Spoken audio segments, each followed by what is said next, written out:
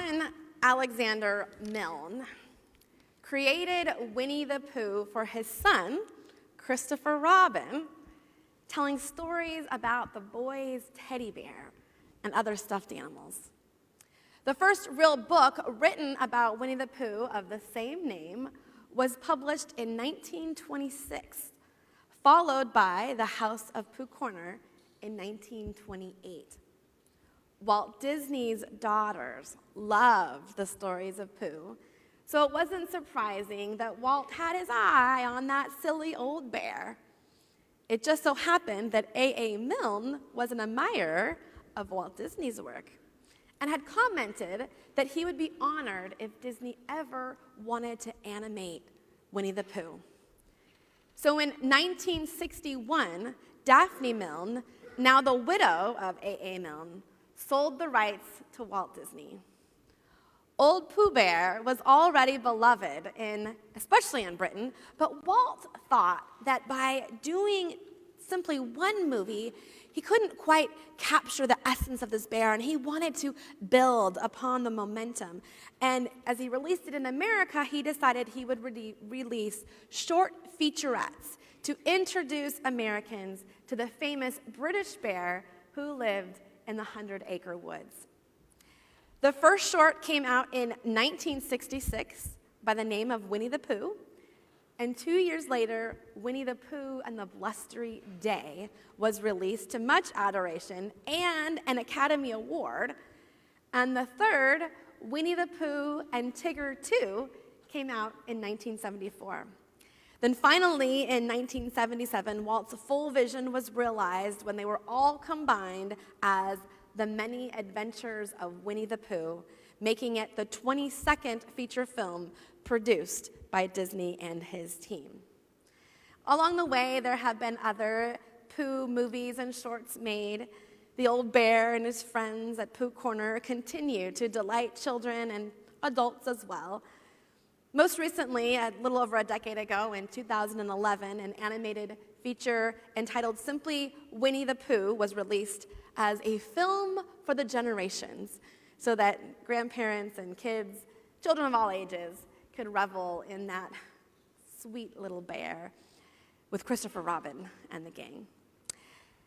I think there's really something very enchanting about Pooh and his friends, and I think they can continue to teach us and stir something in us.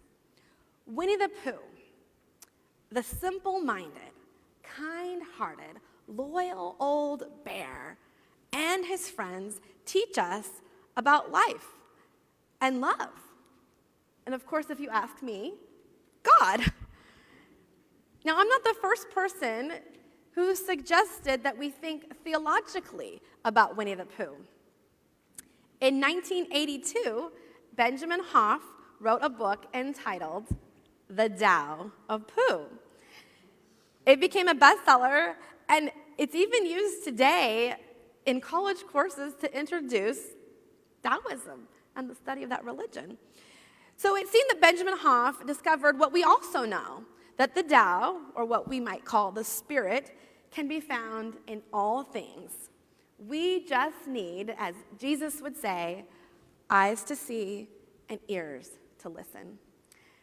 So should anybody dismiss our series this summer for being too gimmicky or too cutesy, let's remember that the Tao of Pooh, in this one single book, single-handedly taught the Western world about the ancient Eastern tradition of Taoism. Thank you, Winnie the Pooh. So, given that, I believe that we can experience God and that God will use whatever means necessary to get through to us, even Winnie the Pooh. So let me just tell you a little bit about that Tao of Pooh, because what happened in that book was that the Tao of Pooh would look at each of the characters in the 100-Acre Wood to describe how the Tao works. Taoism, as you may know, focuses on living in harmony with nature. And Pooh himself then demonstrates Wu Wei, which is the Taoist concept of being in total harmony with nature, naturally and effortlessly. There's this one scene where a rainstorm floods the 100-acre wood. And so everybody begins to weatherize their home. I'm sorry I don't have a clip, but I want you to go back into your memory and see if you can see it with me. Pooh, in weatherizing his home, grabs all of his honey pots and he puts them high up on a tree branch, while Piglet tries to just board up his place. However, the floods begin to sweep into their home and sweeps little Piglet away, sitting on a chair. Meanwhile, Pooh also gets swept away, but decides that he might as well just try a bit of honey. So he gets his nose stuck in a honey jar. The water carries him away as well. Head in jar, feet in air, not a clue where he's headed, since his head is focused solely on honey.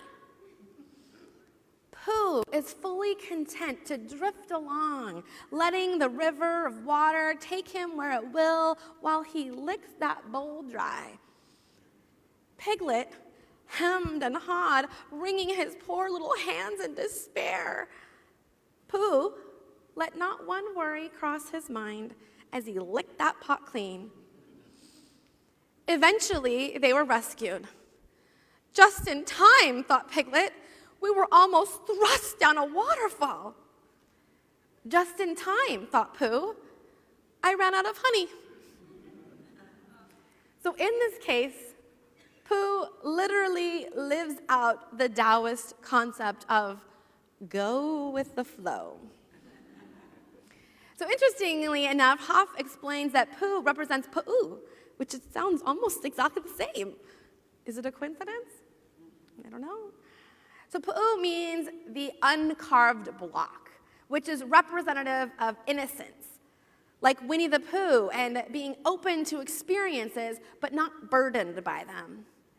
The uncarved block is the natural state of humanity before it's burdened by cynicism, says Huff and Taoism. So each of the other characters represent an unbalanced state where we're not in sync with the Tao. Owl is falsely wise. Eeyore fixates on what's wrong with life. Rabbit wants to be clever without admitting the things he doesn't know. He's wisdom without humility. Tigger and Piglet, they represent opposite sides of the same coin. The Tao is clear about the need of one to know one's own limitations and not to blindly do things that one is not equipped for. But of course, we know Tigger rushes exuberantly into all sorts of situations that he's not prepared for, and then he causes big problems for himself and the rest of his friends. The Tao says that the wise know their limitations and the foolish do not. And then by contrast, you have little Piglet, and he's generally portrayed as the most timid character in all of the woods. But there are many situations where he surprises even himself as he proves to be very brave when his skills are truly needed. So when someone knows their limitations, they are often able to possess incredible confidence just when the time is right. Now, I think there's something for all of us to learn from the Tao of Pooh, so I hope that you've enjoyed that explanation, and Taoism in general, really. But I do not think that Winnie the Pooh is singularly Taoist, which is what we're doing here in our Christian church. Because there's Christian principles throughout. So instead of the Tao of Pooh, we'll be studying the Gospel of Pooh this morning. If we're to think about the actual gospel, the good news of the New Testament, we tend to derive that the most important thing for anybody who is following Jesus is the golden rule. Do unto others as you would have done to you. Love one another. This morning's scripture, the scribes tried to kick Jesus out. They wanted to figure out if he could trick them so they could boot him. And so they asked him, what was the first and foremost of all the commandments? And Jesus answers with the Shema, the Jewish Shema. Love your neighbor, love your God with all your heart and all your soul and all your mind. And then he adds the second piece, love your neighbor as yourself. So just as the Tao of Pooh exemplifies Pooh as the embodiment of when in sync with the Tao, I'd like to proclaim this morning that the Gospel of Pooh uplifts Pooh as the embodiment of the gospel. That Jesus' good news can be found with God's love in the story of those characters in the 100-Acre Wood. Think about it. It's open, it's free, it's for everyone, and sometimes the gospel comes in the strangest of packages. Pooh is sincere. He is loyal. He is determined. When he sees an injustice, he seeks to right it. He is selfless, except he does have a little flaw when it comes to honey. But even then, he's willing to share. Think about the time he bought Eeyore a honey pot as a birthday gift. Just somehow that honey slipped right into his mouth before it got to him. But it was a nice pot to be used to filled with things like honey or other such fine things. But Pooh is kind and he is thoughtful, even when his thoughts are hard to come by. He will sit and think until a thought pops out. But he's a bear of all bears. Friendship and love are his dearest qualities, and even though he might not be the smartest of bears, he makes up for it with his eagerness to share love with others. I think Pooh is like Jesus in that he knows the power of presence. He doesn't just rush straight to fixing things or his friends. He knows that sometimes the greatest gift of all is just being there. We call it the ministry of presence.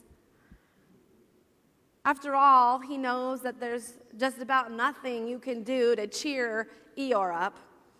That doesn't mean he doesn't try, but since it rarely works, the most important thing Pooh does is accept his friend for who he is. In this case, gloom and doom and all.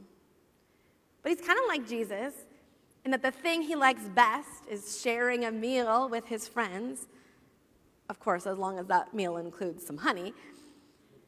And it's best if Christopher Robin is the one sharing. How about a smackerel of honey, Pooh?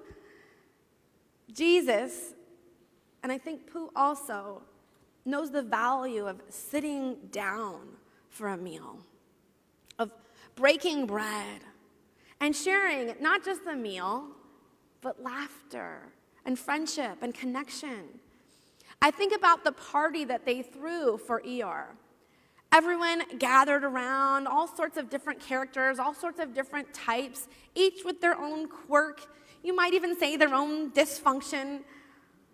All of them sitting at table, celebrating with one another. That's the thing that Benjamin Hoff points out in the Tao of Pooh, that all the characters are flawed. They're each in their own way. Of course they're flawed. But that doesn't make them bad. That makes them the perfect symbols for humanity. Rabbit with his hubris and his sneering dislike of Tigger. Tired of Pooh's obsession with honey, agitated by Eeyore's depression. Piglet with that anxiety we talked about, wringing his hands over this or that, lacking confidence, self-deprecating. Tigger with his unbridled exuberance, along with his daft ignorance. Eeyore, with his glass half empty and his woeful outlook on life. An owl, the know-it-all. Kanga, the overprotective mother. And Pooh Bear himself. Even though he might be perfect in so many ways, even he admits he's a bear of very little brain. And he's often so singularly focused on honey. But he's lovable. What a cast of characters. So very much like the cast of characters that Jesus invites to the table. that Jesus invites to love. Not a one of them is perfect. Not a one of us is perfect either. But everyone in the 100-acre wood belongs there. Everyone. I don't know if you remember this, but there was that time when Rabbit tried to lose Tigger. Gleefully thinking he'd be free of that annoying, bouncing, self-obsessed thing with springs. But everybody loved Tigger. They didn't want him to get lost. They didn't want him to change who he was by losing his bounce. Even Rabbit came around eventually, begrudgingly, because everybody matters, and everyone contributes uniquely to the whole. See, they live interdependently. Each of them is always in relationship with the other. They make each other better. They hold each other accountable. No one personality overtakes the others. Actually, they complement each other. Even those who have the annoying traits are buffered or buoyed by the others. They fit together. They belong together. They are a neighborhood. Different types, different personalities, different likes and dislikes, different species even. But everybody in the neighborhood matters. If you ask me, that's the gospel. The Gospel of Pooh.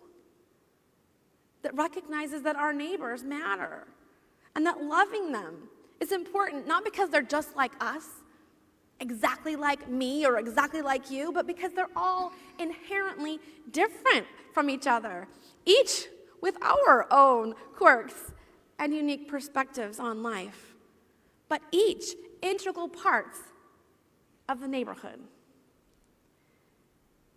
The Gospel of Pooh isn't a deep theological dissertation on the nature of God, but the theology of love is pervasive throughout.